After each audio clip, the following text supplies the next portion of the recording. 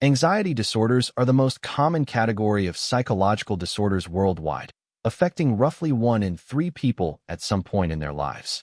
They share a common feature: fear or anxiety that is disproportionate to any actual threat and significantly impairs daily functioning. The line between normal anxiety and disorder is drawn at intensity, duration, and life impairment. Everyone feels anxious before a big presentation. An anxiety disorder exists when the anxiety is severe, persistent, and prevents you from living the life you want. The DSM-5 distinguishes several categories that were once grouped together. Anxiety disorders proper include phobias, panic disorder, and generalized anxiety. OCD and PTSD are now classified in separate chapters, recognizing their distinct features and treatment needs. Anxiety disorders arise from the interaction of biological vulnerabilities and psychological experience. A person may inherit a sensitive amygdala and a tendency toward negative thinking, and then an early traumatic experience triggers a disorder that otherwise might never have emerged. A specific phobia is an intense, irrational fear of a particular object or situation: spiders, heights, blood, flying, enclosed spaces. The person usually recognizes the fear as excessive but cannot control it. Avoidance of the feared stimulus maintains and strengthens the phobia over time. Social anxiety disorder, formerly called social phobia, involves intense fear of social situations where one might be scrutinized or embarrassed. It goes far beyond shyness.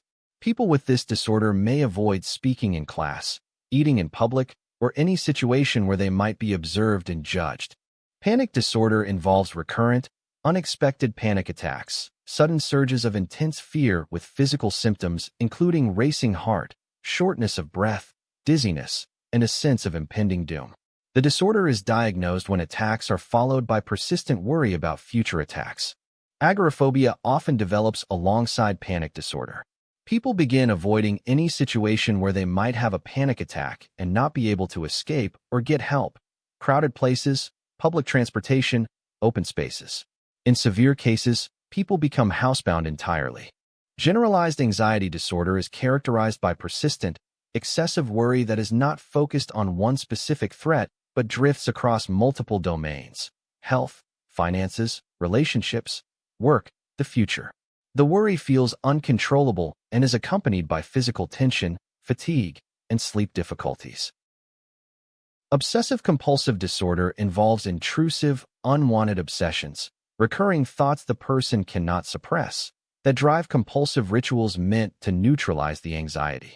The compulsions provide brief relief but reinforce the cycle, making the obsession stronger over time. Common obsessions center on contamination fears, demands for symmetry or order, intrusive violent or sexual thoughts, and fear of causing harm through carelessness.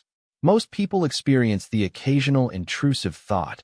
In OCD, these thoughts are persistent, distressing, and impossible to dismiss. Post-traumatic stress disorder develops after exposure to a traumatic event involving actual or threatened death, serious injury, or sexual violence. The signature features are intrusive re-experiencing, flashbacks and nightmares, persistent avoidance of trauma reminders, and chronic hyperarousal. Neurobiologically, anxiety disorders are associated with amygdala hyperactivity. The amygdala's threat detection system fires too easily and too intensely. Effective treatments, whether behavioral therapy or medication, tend to reduce this hyperactivity and restore normal fear regulation. From a learning perspective, phobias are acquired through classical conditioning and maintained by operant conditioning. A person bitten by a dog develops a conditioned fear response. Avoidance of dogs prevents extinction of the fear, and the relief from avoidance reinforces the avoidant behavior. Cognitive explanations emphasize distorted thinking patterns. People with anxiety disorders consistently overestimate the probability of negative outcomes and catastrophize what those outcomes would mean. A cognitive therapist targets these distortions directly, helping clients evaluate evidence more realistically. The most effective treatment for most anxiety disorders is exposure therapy, systematically confronting the feared stimulus in a safe context until the fear response extinguishes. Whether for phobias, panic, or OCD, the evidence for exposure-based approaches is consistently strong.